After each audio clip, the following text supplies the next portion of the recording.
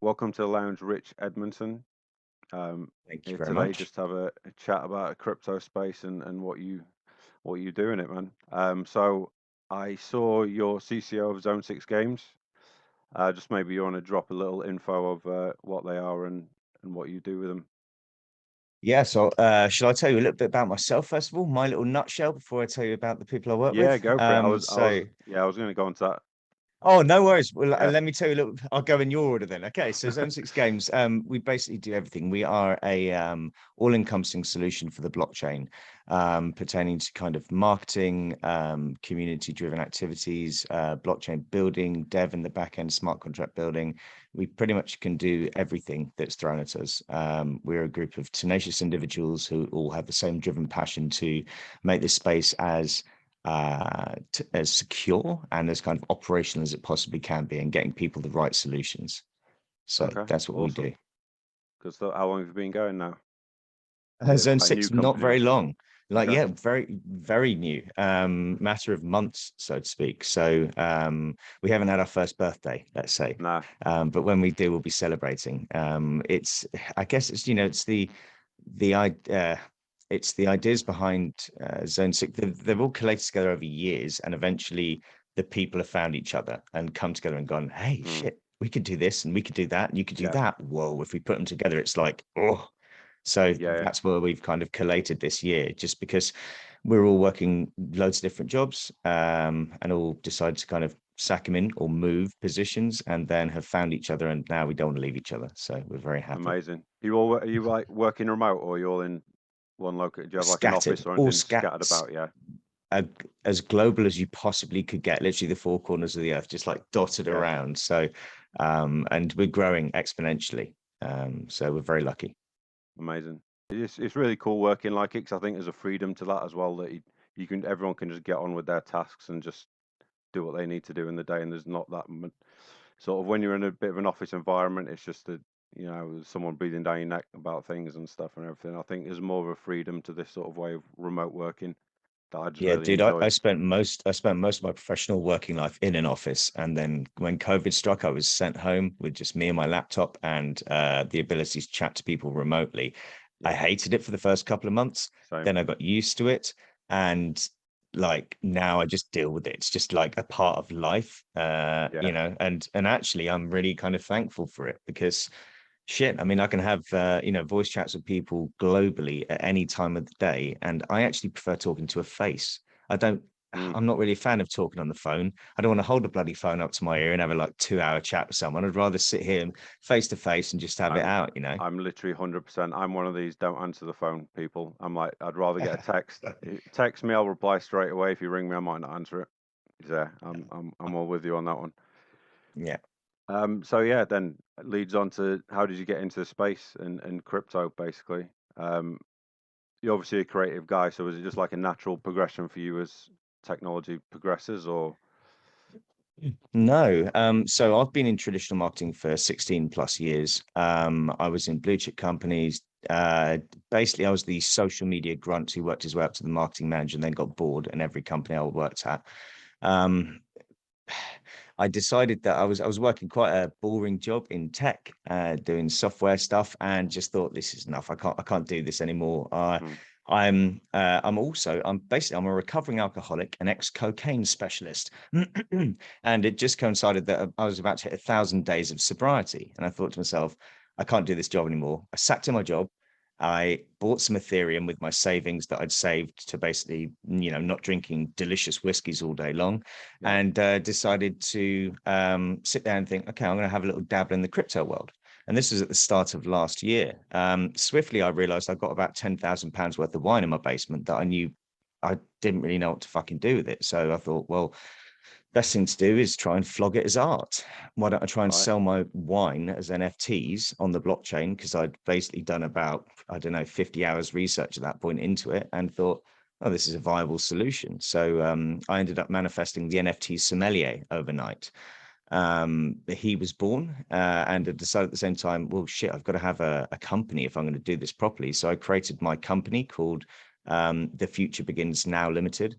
And under that, I have the metaverse consultant. So I've got many names, kind of Oh, many okay. pseudonyms in the industry, but it allows me to be able to solve problems across the board. So last year, when I became the NFT Sommelier, I took on the duties as an NFT artist and a community specialist, and just studying the industry, fell deeply in love with it, spent Mm. lots and lots of money on it. And last year, I was also functioning as the creative director at a company called Viv Technology, who do fine wine trading on the blockchain. But being that close to that much wine and being a recovering alcoholic, it was painful. So I was like, it's been Yeah, fun, guys, but I think I have to just focus on some other things right now. So in January, I decided to turn on the gas full time with the Metaverse consultant. And that's when I basically started chatting more to the team at Zone 6 and said, let's amalgamate our services to create a really beastly opportunity for people yeah, to evolve in the Web3 space. that's really cool. I've actually not, I've hadn't heard as well of like wine being on NFTs. I like learning new things about it. That's the cool thing about this when you speak to people and just find out new ways of NFTs getting out there. Because yeah, there's obviously the perception that they're all JPEGs, they're all this, they're all that. But there's so many different ways to get art and creativity out there and just monetize it. And that's really cool. That's a really like innovative thing to think of. I like that. Well, when I was working with Viv, they bought a an ape. Not long after the apes came out, they decided to buy a bored ape, and he was awesome. He had like a really nice kind of waistcoat and tie, and he had a halo over his head. So we called him Dionysus. And Yeah. I was chatting to them one night and said, guys, we have the IP rights to make a company off this ape. And they were like, yeah. And I was like, let's fucking make the Bored Wine Company. Let's just create a Right. company Yeah. called the Bored Wine Company where apes can come to us. They submit their ape to me. I'll create a unique label on the bottle. I'll put it on a case of wine that will be stored for them in a vaulted cellar in London. Then we'll send them some wine so they can have it to pour with their friends. And then they've basically got a wine investment and something cool to have at home to share with people. And it's something that unique that had never, ever been tried before. So I think I was one of the first people to test out the IP rights for an ape. I'm not entirely sure. That's I really don't want to cool. piss on anyone's flames if I Yeah, wasn't, but yeah. at the same time, I've definitely made a mark in history with that one. And the Bored Wine Company is still operational now. It's run by Viv Technology, and I believe the apes can still go along and submit their apes to the sellers, let's say. Okay. Oh, that's awesome. Have you tried trademarking that, or can you with the board name? Bored Wine Company. Yeah. I believe Viv are looking into it. I don't know on that, so I'm Okay. leaving it down to them to perfect the art form of that Yeah. offering. No, it's good. I think yeah, you should do. That sounds a really cool thing, man. Um, your own collections then. What is it? What is it you look for? NFT wise, are you in it the art, or are you in it for the community side, or what? I'm so I've loved art my whole life. I've been a graphics designer. I've been madly into art, but I'm also an art moron because when the Bored Apes came out, I was like, nah, I don't like it. Sorry. When Yeah. Cool Cats came out, I was like, nah, it just looks like Hello Kitty. So I'm actually a bit of an idiot when it comes to choosing NFTs. So I decided to Same. start looking for utility rather than pure visuals. Hmm. I am fortunate enough to own an ape myself and a mutant that I mutated from my ape, but I go Nice. on utility plays. So I'm a meta key master. There's about 50 odd people in the world who hold all four keys. I believe in that as a Wow. project because I like the utility of it and the potential utility. And I like Matty, the guy who's behind the scenes, DCL blogger. Good team,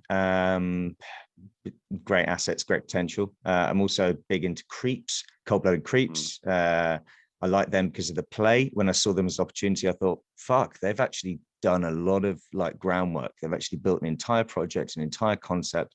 They've got the ability to do X, Y, and Z, and it's already pre-planned. They've just got to turn on the gas. And so far, we haven't been disappointed if you've been in that game. I look for utility plays like at the moment, I'm looking at the Gents Croquet Club as an opportunity. It's a Okay. fucking expensive buy-in. Okay, 4.5K USDC. Oh, that's a pricey one. Yeah. But the utility that comes with it, the guy who's backing it, and don't ask me what his name is because I can't remember off the top of my fucking head right now. No, don't worry. I wasn't gonna. They have an offering there that is like real utility strong. So they've got analysts and crypto specialists and NFT people at the back end of their operation who'll be providing owners with the information from that analysis. For me, that's a fucking strong opportunity. That means I haven't got to go out and do the grunt work to find Mm. information on what to trade and when, what NFTs are popping and why. Someone's going to do it for me. There's a concierge service for deviants like me who like Right, yeah. spending money on pretty pictures. Yeah, yeah. No, I'm kind of what you said at the beginning with the just having bad luck with them. I've been shocking with NFTs. I've come from like I've been a graphic designer up until I got into crypto, and I thought, oh, this will be easy for me. Like I'll just pick the, what has the best art and all this sort of stuff. And yeah, I missed out on absolutely everything. And the ones I bought have all vanished now. They're all like rug pulled and everything. So yeah, I've Dude, stopped. I've had to just stop with the NFT because I've just realised I haven't got it in me. I'm better with tokens and actual currency than the NFT oh, market. really? Yeah, just because the amount of time I think you need to dedicate to the NFT market to learn it fully and Yeah. to know the ecosystems perfectly to time your buys and stuff. I just can't do it. I haven't got the time to do it at the So moment. timing buys is grunt work because you have to do the research, you have to find the project, you have to get on the whitelist if you need to, you have to time it right, make sure you got the cash and all that. Selling, trading NFTs and flipping them is a different thing. I don't flip NFTs, I buy everything. So everything I do, I'm doing for my daughter and my nieces. Right. I'm Okay. creating basically I own the girls.eth and I'm creating all the assets within that as a repository for them to have for the future. So I buy everything for long-term hold, even if it goes to zero, doesn't fucking matter. It's a pretty picture at the end of the day. I spent money on that. Like some people get so pissed off, like, oh, it's gone to zero, I'm just going to sell them for make a loss. And it's like, you understand that if people did that with curio cards back in 2017 because it wasn't going anywhere, and then in 2021 when it went somewhere, they all of a sudden were worth tens of thousands of dollars. Start to see your projects like that. Not everything is like, yet some things that are a pure rug pull and they've burnt the fucking community. I agree. Get out, send it to a burn wallet if you have to, if you can't stand looking at it. But like for other things that are just a slow goer that you're like, ugh, it's not doing it. Sit on it. Doesn't fucking matter. It's a book on a shelf. People have so many books at home that they don't read every day. Doesn't mean that they chuck them in the bin because they don't want them. They just wait till the day that they feel like reading bloody War and Peace or something. 100%. Imagine if people did that with like Van Gogh. It took him 50 years after his death or whatever for This his is it. paintings to be worth millions, and We're in a renaissance phase in the art world right now. We are watching graphics designers apply a skill set to a new form of technology, and a whole new marketplace for monetization has evolved. As a result of that, artists are now being discovered immediately. They don't have to actually create 50 years worth of work and fucking cut their ear off and die to actually be worth something. Now they actually just create something. The problem is, like with dubstep back in the day, right? When dubstep came out, everyone thought they were fucking Skrillex. Everyone thought they could go and run a stadium. You can't. You've just made a load of noise there. This is what a lot of NFT projects do right now. They don't create anything with actual utility or soul. They create noise to make profit. And unfortunately, it burns a lot of people's fingers. There's a lot of bullshit out there. And it's, as you said, you've bought a load that's gone to zero. I've bought a load of ones that have been duff. It's people will always take that gamble and people will always try and take the piss. So as long as those two types of people exist, there'll always be kind of shitty NFT projects. But are you saying in 5 years down the line, they don't become something desirable because it's quirky or kitsch, Exactly, yeah. I've still kept them all. Like I've bought them now, so I'm not selling them for nothing, or I'm not getting rid of them for nothing. I bought them, so I bought them because I originally liked them anyway. So to me, it doesn't matter that much, Agreed. And value is only what someone's willing to pay for it anyway. So maybe in 5 years, someone's willing to pay 10 times what I bought it for. You never know. So yeah, it's like you say, just keep on to them, hold them. Yeah. What's the worst that can happen? You've already invested your money. Exactly. I've already forgot about that money anyway. It was six Written it months off. ago now. It doesn't matter. It was written off. So that, yeah, it kind of leads on to what do you think separates sort of a good project from a red flag project in your eyes? Because I know there's so many rug pulls and everything at the moment, and just maybe to help people out there that are a bit, So they're not as educated towards it. Maybe avoid mistakes that I made or you made early on, or what do you look for as like, no, I'm not even touching that. So if you see something that's pumping like a motherfucker, that's come out of nowhere with a team that's not doxed and that you can't figure out what they're actually building, and their roadmap's just a slight bit kind of, just seems a bit standard. Copy Don't and get paste. fucking drawn in. Don't get aping into that, because ultimately you're being fleeced. What you need to do is you need to do your research. You need to look into whether a fucking project has actually ever done anything before. Are these just a bunch of nomads who've all come together and gone, hey, we can make money this way and we're going to do it? You're the artist, I'm the designer, I'm the dev, and I'm the marketing. Yeah, we're going to create a project. Well, okay. I mean, any fucking people can come together and do that. Okay. Yeah.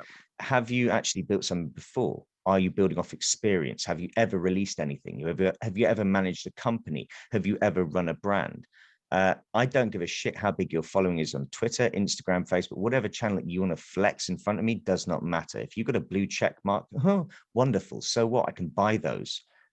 They don't mean shit. People get overwhelmed by, oh, this blue check mark said it and he's got 200,000 followers. So what, motherfucker? Like, do you know him? No.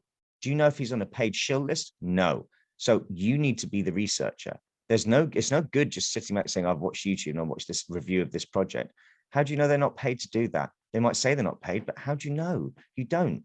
You need to go 100%. out, and on each project, you need to do at least 6 to 12 hours worth of research, deep research, and to each one of the teams, their LinkedIn profile, their Facebook, you fucking sniff them out everywhere you can, figure out who they are.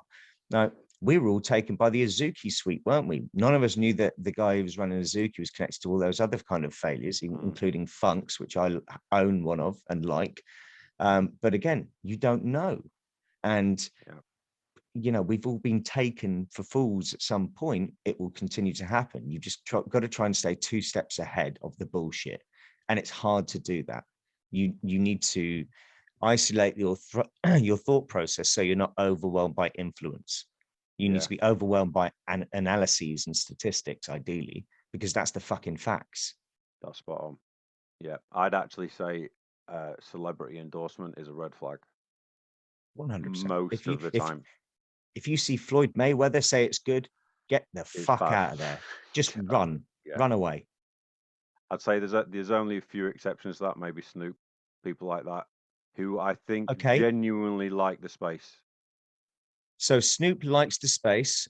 He likes it enough to make his voice heard. I think that the promotion of the sandbox was a little bit hand in hand with the sandbox. That's just my personal opinion. I have no facts to validate that. I think that I like someone like that being in the space. Hey, I'm a weed smoker and I love Snoop Dogg, okay, and I love crypto. I mean, I love it. But at the same time, you're still going to take everything with a pinch of salt.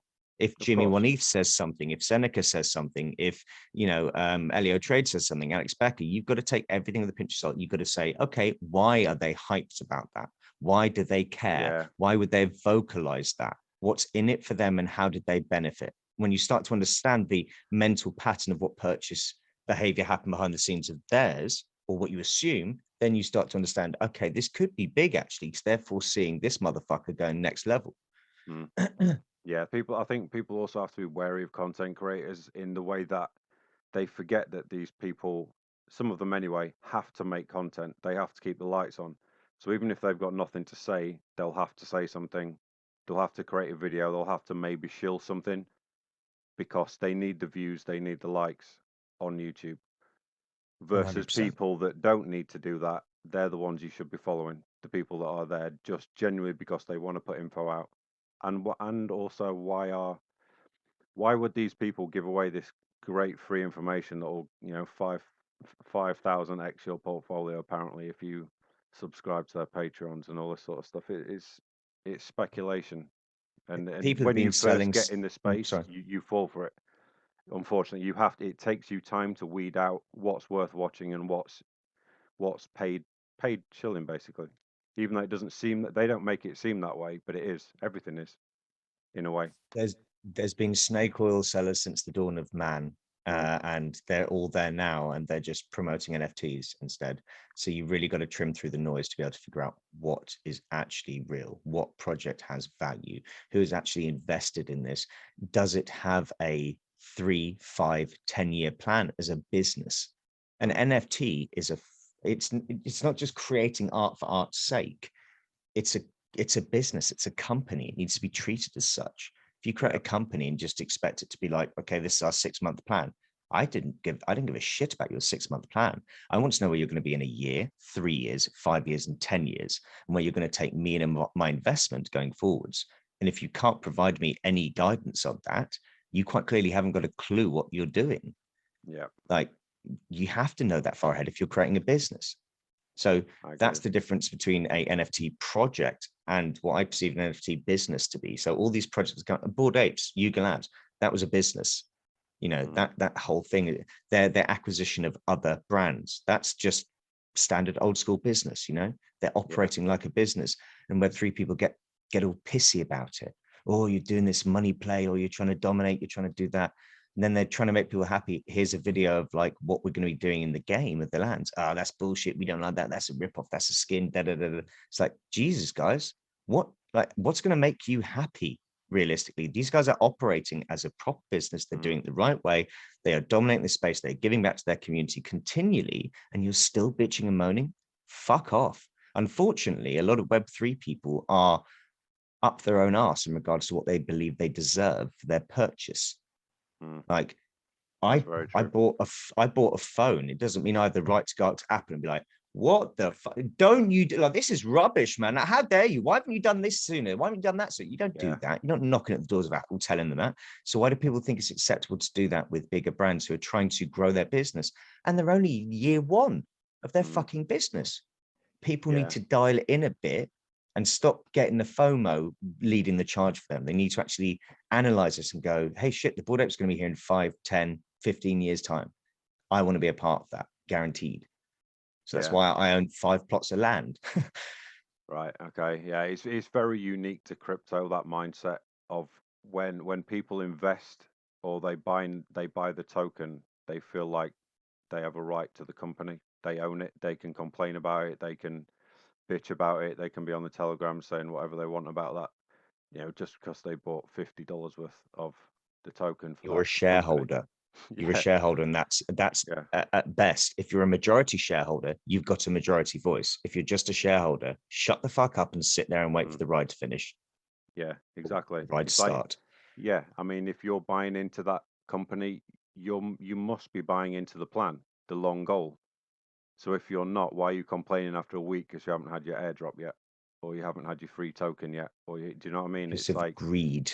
Yeah, no, 100%. Yeah, Avaricious that's what of I'm saying. greed. There's a real ADD about the crypto space of just I want it now. If it's not now, I don't care.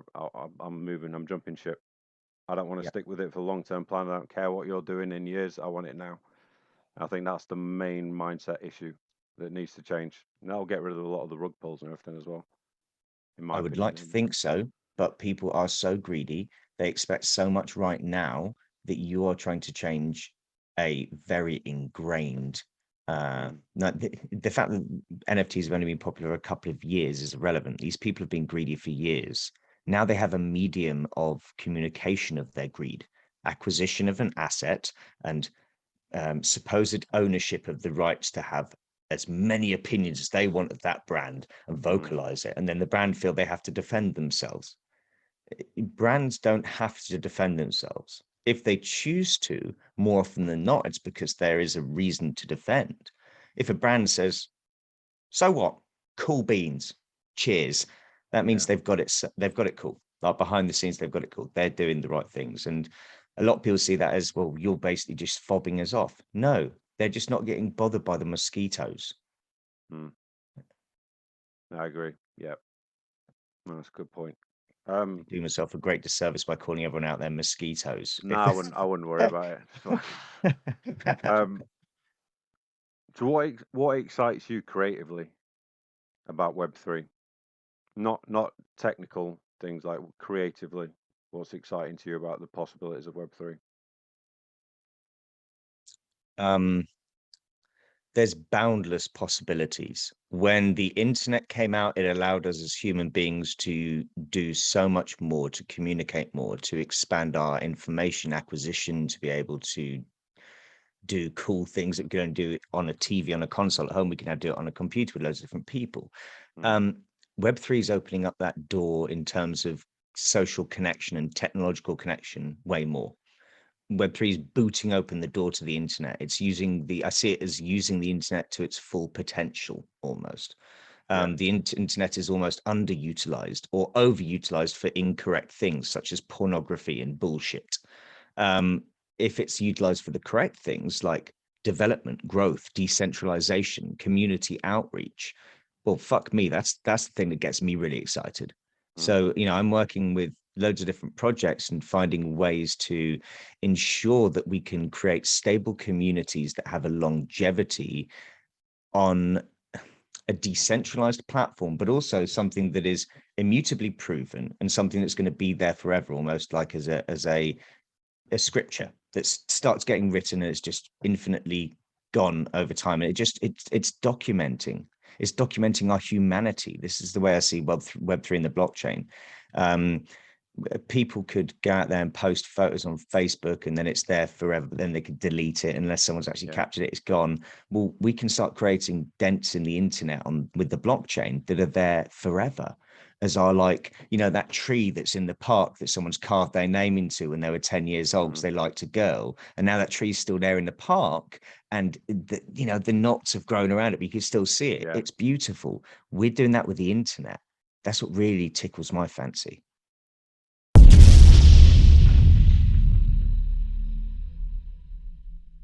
So I guess then, lastly, what would your ultimate metaverse be for you personally? What would it contain? How do you see it? Not shaped like sandbox. I don't want to play Minecraft, okay? Not looking like Decentraland because I don't want to feel like I'm in a Japanese anime film. I want it to look and feel like a platform that I'm currently building in at the moment. Have you ever come across a metaverse called Second Life? I haven't used it, but I obviously know of it, yeah. So Second Life's been out for 20 plus years. It has a massive internal economy, billions of players, and is 3D high spec, looks the tits. We're building in that with Zone 6 at the moment, and some of the stuff we're building is blowing my mind, and we're building it. And that's what I see in terms of level of detail.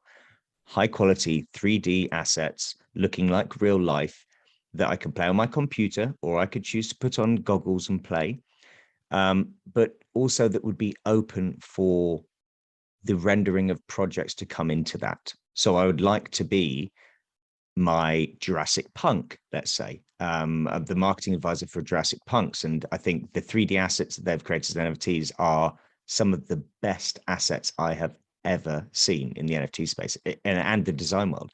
They're already linked up to mocap and VR and AR. They can be put into any Unreal Engine 5 place, and being able to have those and play with one of those and then see a cool cat run by me or see a CryptoPunk and then just think, okay, we can go over here into this portal where we're going to go into a game that's about this NFT. And then actually we're going to go over here to this lecture hall afterwards to listen to a talk on decentralized communities from Bankless. Okay. And then after that, we're going to go over to the nightclub and go and do metaverse lines of gear off a fucking pool table and do all these crazy things that we, shouldn't be doing in the real world. And you can do them there and you can be as debauched as you want. Like, it's the freedom to be whoever you want to be. We all walk around with these fucking masks on day in, day out as human beings. We all live vicariously through an Instagram filter or something like that. I mean, this is that perfect form of that, where people can truly come out and just be like, I want to look like a big dragon today. You got to deal with that. And I'm going to come in the club and like, we're going to do this. And it's just like, it's going to be crazy, but it's going to be an adventure.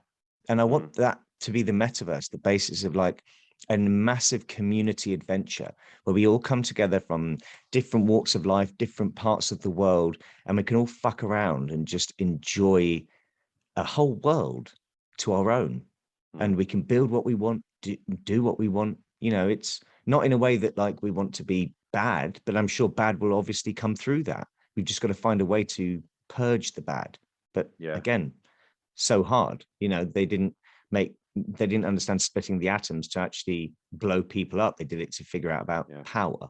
And unfortunately, some arsehole decided to blow people up with that capability. The metaverse will have those problems in the future. I just hope they're not so great that it has a knock-on effect and causes a ripple effect like the impact of the criminalization of cannabis in the 30s that is even still felt today. We're only just understanding that it isn't that bad. I don't want a metaverse impact to happen where a bunch of pedos run into the metaverse and scare people off, and all of a sudden for 10 years we're fighting the fires of like the metaverse is just Yeah, full of nonsense. yeah. That is something that could happen that we need to just There'll be be aware of. there'll be scaremongering tactics, 100% Of course. from government and everything else. There'll be some warnings about, you go on these things and dangers and all this sort of stuff. And there's always going to be that. But I think people are smart enough to sort of oversee the FUD now. I think people are starting to see it in especially in crypto. People have wised up really fast, where they maybe wouldn't have in real life, in normal finance and in normal. I mean, we've all been putting up with how banks work for years, but in crypto, within a year, everyone's like, fuck the government, fuck all this. We can do it ourselves, but I'm not going to listen to all this sort of negative press that they keep putting out about crypto, and kind of stuck to their guns. So I think with the metaverse, it could be different. I'm not sure how impactful a government sort of warning of it would be to a bunch of degens basically that want to live in a other life or another world that I isn't this. think it would be mainly, rather than coming from a government perspective, it could be internal of communities, strong communities saying we're not going to go there because, and we're going to pull all of our people out of X because, nothing. If we learn anything from Luna over the past week, nothing's too big to fail. Okay. Yeah, Um, yeah. so all of these metaverses could be infrastructures for 10 years and then get pulled. So we've just Mm. got to be aware of things like that. I think as crypto enthusiasts, as Web3 degens, we almost have a right to, no, we have a responsibility, I'm sorry, to teach the rest of the world how to deal with bullshit. We deal with so much FUD and bullshit in the crypto Mm. space and all of that nonsense that if we could actually teach people how to watch BBC News and not listen to the FUD and just listen to the core facts, they would actually start living their lives better. Like Yeah, we, I we actually we've agree. kind Yeah, of apply the same we've principles to real world issues. Yeah, Yeah, 100%. If you sit there and you listen to the news all day and you listen to the radio all day about how bad it's going to be and all the bad things, shit, you're going to feel pretty negative. But if you can trim through that noise and actually just listen to the core facts about, okay, this is not good, but if the impact is this, then I'm going to do that. And I've got to think of a solution now. You think more positively, you remove the FUD. We take it for granted in crypto because we have to do that to just be able to make a purchase yeah, decision. If we can actually teach our friends and our family outside of crypto how to do it in real life, they'll probably be a bit less stressed about the fact that bread costs more, you know? mm, yeah. Well, speaking about then the metaverse and the future of it, what, how do you think is, how hard is it going to be, do you think, to on ramp just the general public, non-crypto users? Because I always find that's the main stumbling block for me when I talk to anyone, my normal friends that aren't into it. Just the hassle of everything to do with crypto just seems too much for them. They just don't understand it. Like they can't understand wallets, they can't understand the currency. I just think it's going to take something pretty big for the general public to hop into it. If unless it's So maybe on ramped through gaming could do it, I guess, because that's already got a huge user base anyway. I mean, I play PlayStation stuff all the mobile, time. mobile gaming. Yeah, I mobile. mean, think about it, right? What got grandma and granddad to pick up the controller of a PS4, right? It was the fact that Nintendo brought out the Wii years ago, and the Wii allowed everyone in the family to take part in a game that they, up until that point, thought was just for kids. Yeah. All of a sudden, mum, dad, granny, and grandpa, and the kids were all playing a fucking game. That's because a brand decided it's going to be smart to do it this way because we'll onboard everyone in the family and not just isolate the children. So right now in crypto, we're isolating the late teens to, you know, plus, let's say the mid 30s, like this Mm, group, this section of whatever it's classified as. We need to figure out a way to educate children, okay? Which, in terms of, I'm not talking about turning them into fucking pixelated degens. I'm talking about educating them on the blockchain while they're at school, creating coloring books on Billy blockchain and right. Yeah. Annie Arve and things like this. Then after our age range of like that late teens to mid 30s, you're talking about educating them on a kind of boomer basis of like teaching them about well, your money isn't really safe in the bank, and this is how you can do this and do that. And then the generations up. We need to do education across the board. That's the one problem that we've got through crypto. We talk about how long will it take to onboard X generation into this world. Well, the only reason that my mum and dad know anything about Zoom is because the world started turning into fucking mayhem with COVID. Like, they would never have picked up Zoom if it had not been for COVID. So the same applied for mums having, like, we were all playing. I'm 37. I was playing Snake on my Nokia 3330 back in the day. And then everyone started getting iPhones, right? But mums had iPhones, but they never really used them prolifically until Candy Crush Saga came out. And all of a sudden, all the mums were like community driven, trying to like link up their friends, sharing on Facebook. Candy Crush taught them how to be socially active. So we just need brands to think of ways to trigger social activation, community activation, to make it commonplace for people to play in a space. If we can do that, that's what will allow people of any fucking age, of any geography or demographic, to be able to go, hey, that seems pretty simple. I'll give it a go. Because that's all you need to get someone through the door.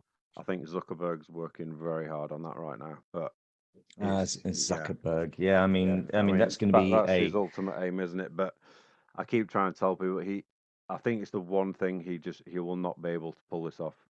Do you think Meta will work? Because at the moment, the consensus is it's not working at all, and he's basically losing money hand over fist because it's not been bought into in the way that he thought it was going to be. I'm in work as in will everyone use it? Will everyone be in his metaverse?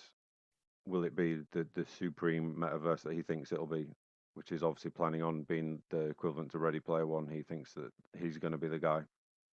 It won't operate like Ready Player One. He won't be able to do that. It's going to be basically like a Microsoft version of the metaverse. He's already, in the first couple of days, they were talking about putting barriers so that you couldn't inappropriately touch someone. I was like, oh, fuck off. Come on. We're degens. Come on. We're literally sat on each other's shoulders all day long.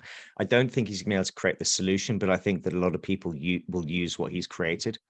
I think that Facebook as a app, as a platform, is not perfect, but look how much usage it has. Look how addictive it is. All they need to do at Facebook is they do a lot of social engineering. They also do a lot of neuromarketing. So they figure out how to tap into the reptilian part of our brain and press that buy button. Well, as a result of that, all they've got to do is put together a multi-million-dollar marketing campaign about this new metaverse, visualize it, have a few core people play in it, and all of a sudden you'll have the members of the family outside of our late teens to mid 30s who are crypto Web3 enthusiasts. You'll have those lot actually playing it. The little kids will be playing it. The elderly will be playing it. All of a sudden, you'll have demographics playing it that actually makes it look like it's successful, even though they're probably not even using it to the full potential. So I'm excited to see what will happen. I don't like Zuckerberg. I don't really like Facebook. I don't like anything to do with that brand and the way that they've extracted and shared data. But at the same time, we were lazy. We never did our research. We didn't DYOR into what our data was. If the platform's free, you are the payment. So we never thought about that until it was a bit too late. And I've always said you could put a drop of ink in the ocean, but you fucking can't get your ink back. So don't whinge about it. So we'll see. Yeah, I think you're probably right, actually. I think the general public might on-ramp to it, but the crypto community won't touch it. I don't think, because there'll be too many restrictions. Like you say, he's already trying to make restrictions of what you can and can't do in there. People want a metaverse to escape restrictions and to be able to do whatever the fuck they want in life. They don't want to go into some, corporate metaverse that it's like a bank basically. They're not going to want that. But Facebook made Facebook for business, and companies around the world started adopting it. So they had their own internal version of Facebook that they could use for communities. That's where Facebook will look to drive their metaverse. So they'll say to people, hey, rather than paying Cisco to come to your company and set up a $500,000 webcasting studio and blah, blah, blah, blah, blah, you just tap into Facebook for business, low monthly rate, and you can have your own metaverse where you can have meetings with people. You do this. That's how they sell it. They'll bypass the degens in Web3 because they know it won't work with us, and we've already seen through the bullshit. They'll go straight to Corpo, and Corpo want to show that they're forward thinking. Yeah, Oh, we've got a metaverse for our employees. You know, oh, cool. So it's just all the managers hanging around in that fucking thing, is it? Oh, great. exactly. Yeah. Yeah, But that's the way I see it going with Facebook. Because they're they got too much. Their business. They're like old school nasty business. You know. mm. I think who was it who opened in Decentraland? Was it JP Morgan or something? They set up a. Yeah. I was like, oh yeah, can't wait to go to that. Fucking hell. Oh Like, yeah, HSBC as well. yeah, Someone said like HSBC have set up in this thing, and I was like, "Fuck, I don't even like going to the bank on the high street. Why in exactly. hell's name are you going to be in my metaverse where I could walk by your disgusting like grab of Yeah, money that you've always lived off?" yeah, it's amazing how deluded some of the people are. That, yeah. Anyway, um, where can people follow you to catch up everything that you're doing? Everywhere. If you're on social media, which you should be by now, and if you're not, shame on you. You can find me as the NFT Sommelier. That's Sommelier. Shit, I don't often spell my name. And if not, my name's Rich Edmondson. You can find me on LinkedIn. Yeah, just follow me and tap into the nonsense that I talk about and the advice that I give to people. I think it's worthwhile listening to. I mean, some people say it's pretty good. Yeah, man, I think it's been great today. I think that's a brilliant advert for why people should follow you today after they see this. So Thanks, yeah, man. hopefully, hopefully we can chat again in future. But yeah, it's been awesome having you on. Brilliant, dude. Thank you very much for your time today. No worries at all. Thanks for coming on. Appreciate your time, and Cheers, speak to you dude. soon. Have a good Nice day, to meet you, mate. man. You too. Bye bye. Speak to you later, mate. Bye. Is That's that an fine. issue? No, not at all. I just didn't Okay. know for your audience. I didn't know if you were going to have some kind of censorship because I'm there swearing away, saying motherfucker and smoking a No, joint. I mean you can swear, and hey, look, you just say it's a cigarette. It's fine. That is fine. Yeah, it is It a is a herbal cigarette. cigarette. Yeah, exactly. It's a herbal cigarette. No worries at all.